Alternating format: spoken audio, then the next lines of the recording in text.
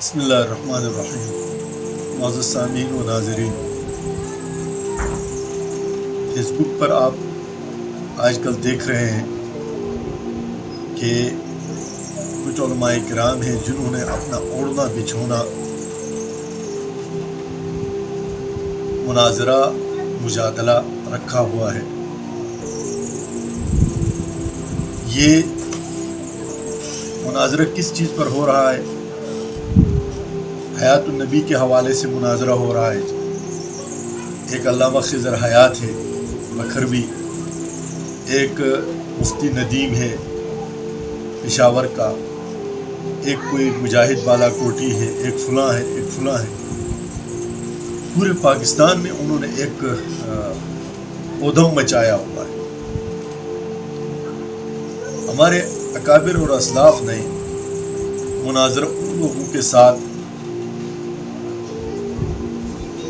جائز قرار دیا ہے اور کرنا چاہیے جو دین کا انکار کرتے ہوں۔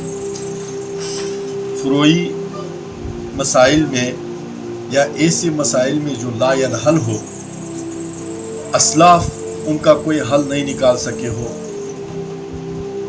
اور قرون اولیٰ سے ان کا اختلاف چلا آ رہا ہو، ایسے مسائل میں الجھ کر مسلمانوں کو اصل مسائل سے نظر ہٹانا اور توجہ ہٹانے والی بات ہے۔ اگر سماع موطا کے حوالے سے صحابہ کرام کا اختلاف رہا ہے، تابعین کا، تبع تابعین کا، تو آج نہ تو خضر حیات اس کو اپنے منشا کے مطابق ثابت کر سکتا ہے عدم سماع، اور نہ مفتی ندیم ثابت کر سکتا ہے۔ اگر حیات النبی کے حوالے سے اسلاف میں کوئی اختلاف رہا ہے تو اس میں آج کوئی بندہ اٹھ کر کہے کہ ہم فیصلہ کریں گے یا ہم ایک کو حق اور دوسرے کو باطل ثابت کریں گے، ایسا ممکن نہیں ہے۔ جو جمہور اسلاف کے عقیدے سے ہٹ کر ہے، چاہے وہ سماع کے باب میں ہے، چاہے وہ حیات النبی کے باب میں ہے، وہ آدمی غلط راستے پر ہے اور وہ غلط نظریے کو پرچار کر رہا ہے۔ یہ ایک مسلم بات ہے۔ اب اس میں مناظرہ کر کے اس کا کوئی حل نہیں ہے، ماں سوائے یہ کہ آپ جو مسلمان ہیں ان کے درمیان میں تفرقہ، ان کے درمیان میں نا اتفاقی، نا چاقی کے علاوہ آپ کچھ حاصل نہیں کر سکتے۔ اس میں صرف ایک فائدہ ہوتا ہے اور وہ فائدہ ان کے ذات کو ہوگا۔ اب مفتی ندیم کو کوئی نہیں جانتا ہے، ہر جگہ وہ مناظرے کرتا پھرے گا تو اس کو فائدہ تو ہوگا۔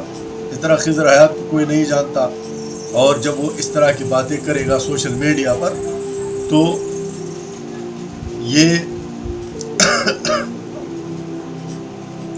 اس کے ذات کو فائدہ ہوگا معرفت حاصل۔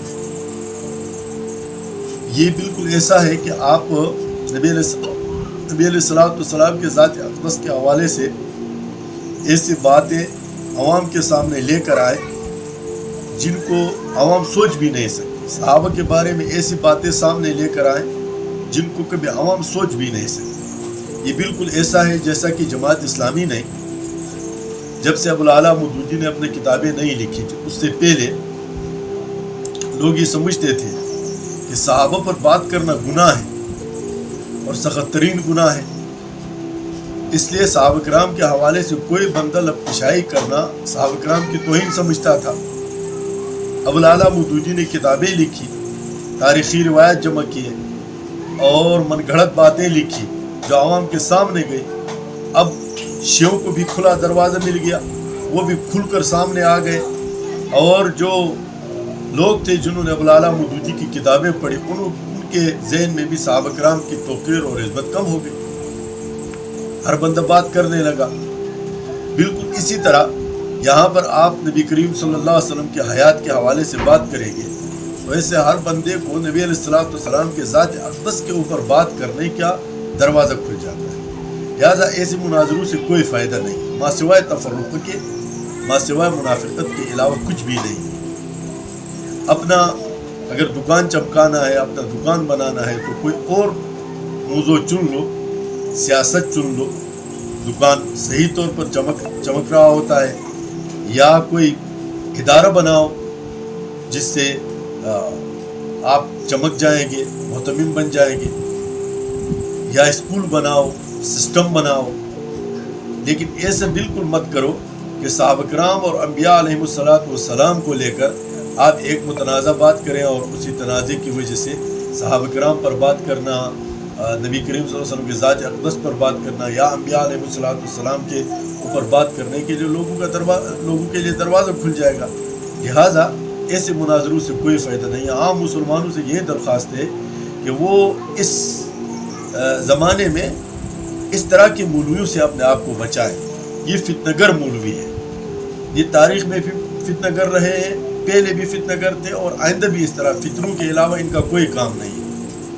ابھی الحاد کے خلاف کام نہیں کرتے، آدھے سے زیادہ نوجوان ملحد ہو گئے، ان کو فکر نہیں ہے۔ ان کو فکر ہے تو اس بات کی کہ قبروں میں لوگ سنتے ہیں کہ نہیں سنتے، تو اس طرح کی باتیں کر کے وہ صرف ایسے تشویش اور تفرقہ اور خوف اور ہراس پھیلا رہے ہیں جن کی اسلام بالکل اجازت نہیں ہے۔ لہٰذا اس طرح کے مداریہ اور جو فتنہ گر مولوی ہیں، ان سے اپنے آپ کو، اور یہی فتنے آگے جا کر T T P, B L A اور اس طرح کے فتنوں کا جو ہے شاخسانہ بن جاتی ہے، اور انہی فتنوں کی وجہ سے یہ انجینئر محمد علی مرزا جیسے لوگ پیدا ہو جاتے ہیں، اور پھر وہ پورے اسلامی جو فکر ہے اس کے اوپر چوٹ کرتے کہ آپ دیکھیں نا دیوبندی آپس میں کیا کہہ رہے تھے، اب میں دیوبندی کیسے بنوں، دیوبندی تو ایک دوسرے کو مانتے ہی نہیں، یا دیوبندی بریلیوں کو کافر کہتے، یا بریلوی دیوبندیوں کو کافر کہتے۔ تو اس طرح کی چیزوں میں تیسرا فریق پیدا ہو جاتا ہے جو نہ ادھر کا ہوتا ہے نہ ادھر کا ہوتا ہے، بلکہ وہ خارجی ہوتا ہے۔ لہٰذا یہ جو خوارج کی پیداوار ہے، ایسی بنیاد پر ہے کہ مسلمانوں نے اس طرح کے مولویوں کا شکار ہوئے، اور جب نتیجہ کچھ نہیں نکلا تو وہ اسلحہ کی طرف چلے گئے۔ آپ کیا کہتے ہیں اس بارے میں؟ اس طرح کے مناظرے کرنا، اس طرح کے مجادلے کرنے کا دین میں کوئی فائدہ ہے یا نہیں ہے؟ ضرور کمنٹ سیکشن میں آ کر بتائیں۔ چینل کو سبسکرائب کریں اور ویڈیو کو لائک کریں۔ اللہ تعالیٰ ہم سب کا حامی و ناصر ہو۔ السلام علیکم ورحمۃ اللہ۔